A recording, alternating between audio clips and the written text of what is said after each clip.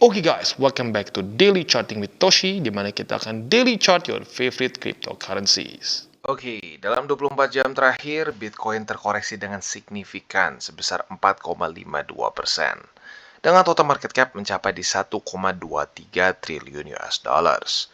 Jadi kita bisa lihat di sini ya, koreksinya cukup dalam untuk Bitcoin. Sekarang dia trading di angka 28.900-an. Ya, jadi kemungkinan besar ini terjadi salah satunya disebabkan oleh economic calendar ya. Kemarin kita sudah bahas akan ada satu data dari US yaitu crude oil inventories, dan di waktu bersamaan juga menurut gua karena banyaknya regulasi yang bukan regulasi ya, bisa dibilang banyaknya tekanan dari regulator di US ke kripto. Bahkan nanti akan ada juga news dari Coinbase ya.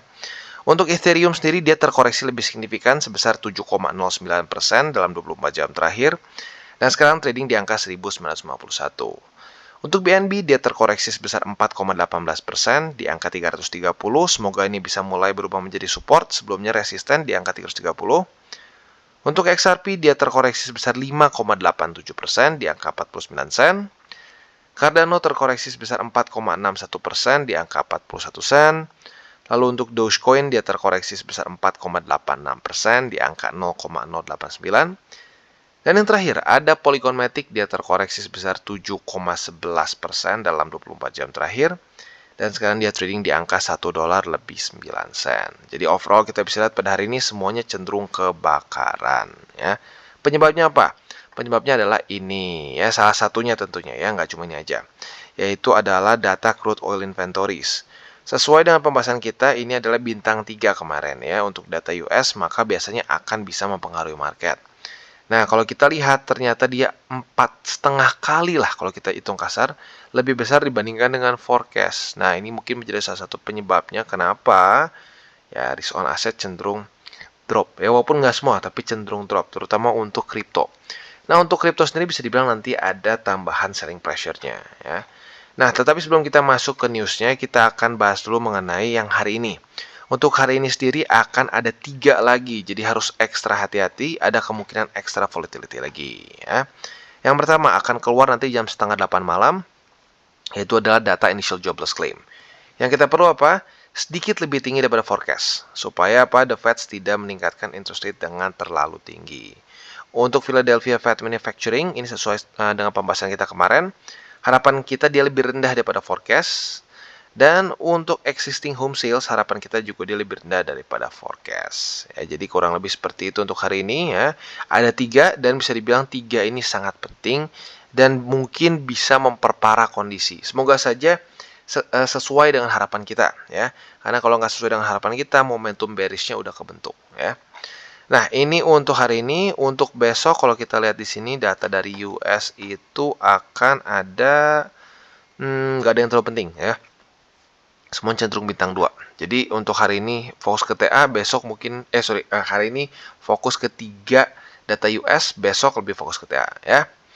Oke, nah sekarang kita akan ke newsnya. Coinbase ya, Coinbase mulai kesal dengan regulator di US ya. Dimana kita tahu Coinbase ini kena kemarin satu surat peringatan bahwa kemungkinan dia akan disu oleh SEC. Siapa lagi kalau bukan Gary Gensler ya, memang dia tukang nyari masalah ya.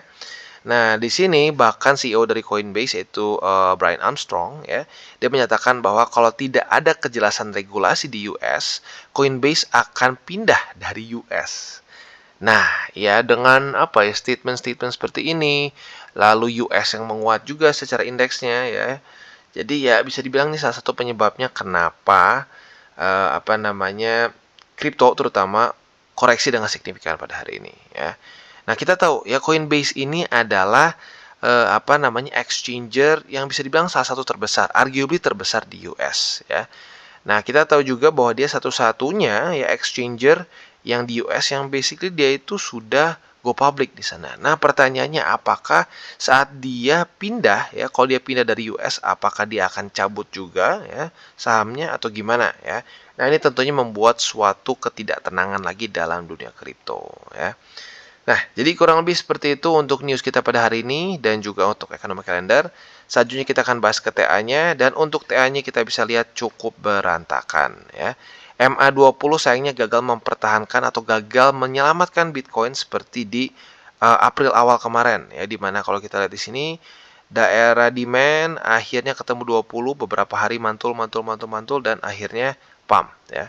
Nah, tetapi kali ini kita bisa lihat kemarin ya terjadi retest langsung jebol. Nah, kalau kita lihat justru yang lebih menahan itu 28.800 ya. Jadi harapan gua sih kalau bisa hari ini jangan sampai tembus ya. Kalau bisa nih si MA20 diselamatkan dengan si support ini ya, dia bisa rally lagi ke atas dan daily close di atas dari MA20. Itu harapan kita ya. Nah, tapi lagi-lagi harapan kita itu ya bentuknya harapan ya. Kalau kita untuk precautionnya, si support selanjutnya di mana? Support selanjutnya ada di angka 28.000. Kalau itu jebol juga gimana, Bang? Kalau itu jebol juga ada di daerah 27.000.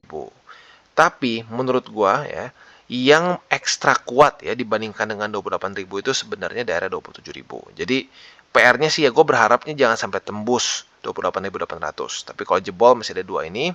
Yang kuat secara TA ya kalau kita lihat berkali-kali di retest itu 27.000. Bang, kalau nih ya amit-amit jebol juga gimana, Bang? Kalau jebol juga, support paling major untuk Bitcoin itu adalah di MA200 sesuai dengan pembahasan gua dari kemarin-kemarin ya. Which is itu sekarang ada di harga 25.857. Kalau ini gagal juga dipertahankan, ada possibility yang cukup kuat dia akan retest ke bull support band yang sekarang ada di angka 23 ribuan, which is not good ya. Jadi sekali lagi PR terbesar dari Bitcoin adalah apa? Untuk bertahan di atas dari MA200 weekly. Itu PR paling major ya, bisa dibilang itu PR utama, ujian utama untuk Bitcoin ya. Tapi untuk sekarang tenang, ini masih cukup jauh. Harapan kita ya atau PR yang lebih kecilnya adalah bertahan di atas dari 28.800. Kalau bisa bertahan juga di atas dari dua support ini. Karena sebenarnya masih ada beberapa support sih ya. Ada 1, 2, 3. Jadi in theory still gonna be okay. Tinggal harapan kita mungkin kalau secara fundamentalnya adalah ini ya. Hari ini jangan berantakan. Kalau hari ini bisa bagus hasilnya, ini akan bisa membantu untuk indeks dolar kembali melemah dan risk on aset seperti Bitcoin, crypto in general bisa mulai naik gitu ya. Jadi kurang lebih seperti itu untuk Bitcoin ya, bisa dibilang sedikit bikin deg-degan tapi oke lah, masih bisa ya, masih bisa. Dan kalau kita di sini RSI-nya sudah mulai masuk ke 50 jadi sudah jauh dari kondisi overbought gitu ya. Oke. Nah, sekarang kita akan masuk ke indeks dolar. Untuk indeks dolar kemarin ada penguatan ya. Tapi good news-nya apa? Good news-nya walaupun terjadi penguatan kemarin, tapi masih ke-reject oleh MA20 dan 102,05. Jadi secara TA, indeks dolar masih mendukung skenario bearish kita ya, di mana dia sudah ke-reject sebanyak 1, 2, 3 di MA20 dan arguably juga ke-reject beberapa kali di 102,05 ya. Nah, jadi tentunya kita simple ya, harapan kita adalah dia kembali ke-reject lagi pada hari ini. Data fundamentalnya jelek untuk indeks dolar dan lanjut lagi daily close di bawah dari ini ya, dari 102,05 kalau bisa retest ke daerah 100,99. Itu PR untuk indeks dolar ya. Jadi kurang lebih seperti itu untuk makro kita pada hari ini dan selanjutnya kita akan geser ke buy limit. Tetapi seperti biasa sebelum kita masuk ke buy limit, gue akan disclaimer dulu bahwa semua konten dari Toshi Crypto Indonesia ini bukanlah financial advice dan tujuannya adalah semua untuk edukasi. Lalu bagaimana cara untuk mendukung TCI? Ada banyak caranya. Lu bisa like our video, bisa share our video, atau juga bisa menggunakan link referral kita di bawah. And today's sponsor is Lifecoin Watch. Ya, jadi Lifecoin Watch ini adalah suatu alternatif dari CMC. Keuntungannya apa, Bang? Keuntungannya adalah dia bisa dibilang lebih customizable ya. Untuk defaultnya aja kita bisa lihat ada Bitcoin dominance, kita bisa lihat liquidity secara langsung, volume dan seterusnya. Tapi menurut gue yang menjadi paling utama adalah dia itu bisa customize layout sesuai dengan keinginan kita ya. Kayak contoh nih, aslinya itu hanya 24 jam saja, di sini gue customize price deltasnya 24 jam, 7 hari dan 30 hari. Nah, buat lu yang pengen punya specific needs juga bisa. Misalkan lu pengen data supply dari total supply, issued, max supply, itu juga bisa. Tapi buat lu yang pengen, Bang, ada layout yang lain nggak sih? Ada juga. Lu misalkan pengen yang fokus liquidity, bisa seperti ini ya. Lu pengen yang misalkan fokus di charts and deltas juga bisa seperti ini. Nah, tetapi ya, Kalau gue pribadi sih lebih asik kalau lu bikin sendiri. Dan yang keren itu apa? Di sini lu bisa save semua si layout lu ya.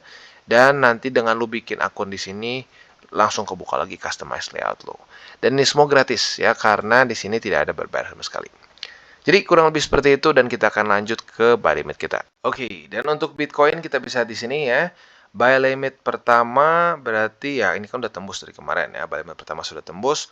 Buy limit kedua ini yang bisa dibilang setengah udah tembus. MA20-nya udah tembus, tapi 28.800-annya masih bertahan. That's good ya. Nah, jadi buy limit 1, 2 sudah tembus atau sudah kena minimal ya. Buy limit ketiga sekarang masih di 28.000 ya. Jadi itu untuk buy limit secara spot di Bitcoin. Tinggal tersisa 28.000 harusnya ya. Nah, untuk posisi futuresnya kita bisa lihat sudah terjadi retest 1, retest 2 di 28.800. Tapi jujurnya ini terlalu tipis ya. Close-nya itu literally tipis banget. Jadi kayaknya skip dulu deh posisi long-nya ya. Kita tunggu konfirmasi yang lebih kuat. Nah, untuk posisi shortnya ya, untuk posisi shortnya kita bisa pertimbangkan apabila terjadi retest 1, sorry, ini ketarik ya. 28.800 ya sekitar segini. Sorry, kurang ke atas dikit lagi. Ketarik bisa-bisanya.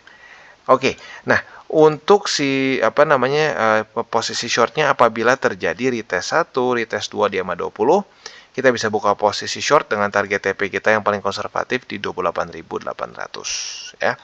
Jadi kurang lebih seperti itu untuk posisi futures dan spot di Bitcoin. Oke, dan sekarang kita masuk ke Ethereum. Untuk Ethereum kita bisa lihat buy limit pertama kita yaitu Confluence antara 1943 dengan MA20 masih bertahan lah ya, setengah jebol ya, tapi MA20-nya masih bertahan. Jadi buy limit pertama harusnya sudah kena ya. Untuk buy limit kedua di Ethereum di 1909 dan buy limit ketiga kita di 1780 Confluence dengan MA50 di daily ya. Itu untuk posisi spot di Ethereum. Untuk posisi futuresnya sudah terjadi retest 1, tetapi daily opennya sayangnya pada hari ini sedikit di bawah dari MA20. Maka dari itu nggak masuk ke SOP kita untuk buka posisi long ya. Nah, jadi kita tunggu dulu. Kita tunggu sampai besok. Apabila Ethereum daily close di atas dari 1943 ya, close di atas sini, lalu retest 1, retest 2 di sini sebagai support. Nah, kita bisa buka posisi long dengan target TP-nya di mana? Target TP-nya itu di sini ya. Tertinggi itu di 2118. Jadi kurang lebih seperti itu untuk posisi longnya. Untuk posisi shortnya kita bisa pertimbangkan apabila daily close pada besok pagi jam 7 itu di bawah dari 1943. Kalau dia di bawah dari 1943, retest 1, retest 2 di sini, maka kita bisa buka posisi short ya. Atau lebih tepatnya gini, sorry ya. Andaikan daily close-nya besok di bawah, besoknya retest kedua, langsung bisa buka posisi short dengan target TP kita di 1909. Oke, dan selanjutnya kita geser ke Cardano. Untuk Cardano kita bisa lihat ya, buy limit pertama tembus, kedua tembus. Yang tinggal tersisa adalah buy limit ketiga kita. Jadi kalau kita di sini ya, buy limit ketiga kita yang menahan harga running dari Cardano kemarin ya. Jadi harusnya sudah komplit nih untuk posisi spotnya. Kalau tembus juga, besok kita akan ubah lagi target spot kita ya. Nah, untuk sekarang posisi futuresnya ya, retest 1, retest 2 sudah terjadi di daerah 41 sen ya. Maka dari itu harusnya sudah punya posisi long di sini buat lo yang tertarik untuk buka posisi futures ya. Nah, untuk target TP-nya itu bisa pertimbangkan di daerah sini di 0,429 atau mau dibulatkan ke 43 sen juga boleh ya. Itu untuk target TP-nya. Nah, untuk posisi short-nya, untuk posisi short itu kita bisa pertimbangkan apabila terjadi retest 1, retest 2 di sini sebagai posisi sebagai resisten, sorry ya, sebagai resisten. Nah, kita bisa buka posisi short dengan target TP kita di 41 sen di bawah sini ya. Jadi kurang lebih seperti itu setup untuk Cardano. Oke, dan untuk XRP kita bisa lihat dia jebol ya. Jebol buy limit pertama dan buy limit kedua. Ya, jadi kita bisa di sini secara struktur sayangnya sedikit pecah ya. Tapi nggak apa, ini buy limit 1-2. Buy limit ketiga kita masih cukup jauh yaitu di MA50. Jadi sekali lagi gue ulangi, buy limit 1-2 sudah kena. Buy limit ketiga sekarang masih ada di MA50 di angka 45 sen ya. Jadi kurang lebih seperti itu untuk XRP secara spotnya. Untuk posisi futuresnya kita bisa di sini Yang mungkin yang terdekat adalah posisi short apabila terjadi retest 1, retest 2 di daerah 50 sen sebagai resisten. Nah, kita bisa buka posisi short. Target TP-nya di mana, Bang? Target TP-nya boleh pertimbangkan di daerah lower band di sini ya. Lower band itu sekarang ada di angka sekitar 48 ya, 0,489. Jadi kurang lebih seperti itu untuk target posisi shortnya. Untuk posisi longnya mungkin lebih amannya kita tunggu di EMA50. Andaikan terjadi retest 1, retest 2 di EMA50 sebagai support, nah kita bisa buka posisi long. Target TP-nya nanti mungkin bisa di EMA20 atau bisa juga di 50 sen. Oke, dan selanjutnya kita ke Polkadot. Untuk Polkadot kita bisa di sini ya. Dia jebol 3 support ya, luar biasa. Nah, kalau kita lihat sebenarnya masih tinggal tersisa satu lah ya buy limit kita, yaitu di MA50 yang sekarang ada di angka 6 dolar lebih 20 sen. Jadi untuk sekarang secara posisi spotnya Polkadot tinggal tersisa di MA50 ya. Untuk kemarin koreksi lumayan 8,68% ya. Nah, untuk posisi futuresnya kalau kita lihat di sini dia mulai mau retest ke EMA20. Jadi andaikan terjadi retest 1, retest 2 di EMA20, kita bisa pertimbangkan untuk buka posisi short dengan target TP kita di MA50. Itu untuk posisi shortnya ya. Untuk posisi longnya apabila terjadi retest 1, retest 2 di MA50 sebagai support, kita bisa buka posisi long dengan target TP kita di MA20. Ya, jadi kurang lebih seperti itu untuk posisi futures di Polkadot. Dan juga ini bisa dibilang ending dari DCWT kita pada hari ini.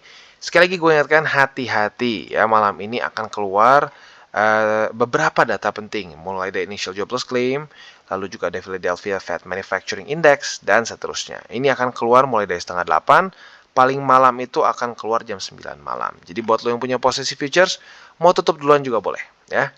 Jadi kurang lebih seperti itu, dan sekali lagi mengingatkan jangan pakai uang panas dan jangan over leverage. Oke guys, jadi itu adalah akhir dari segmen DCWT kita pada hari ini. Dan jangan lupa bagi kalian yang merasakan manfaat dari segmen ini, jangan lupa untuk share ke teman-teman kalian.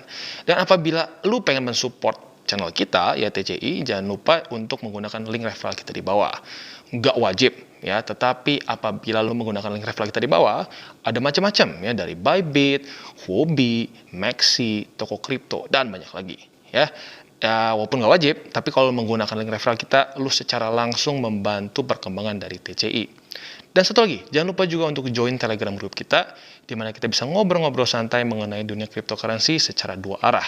So, jangan lupa untuk like, subscribe, click the bell icon, and see you on the next video.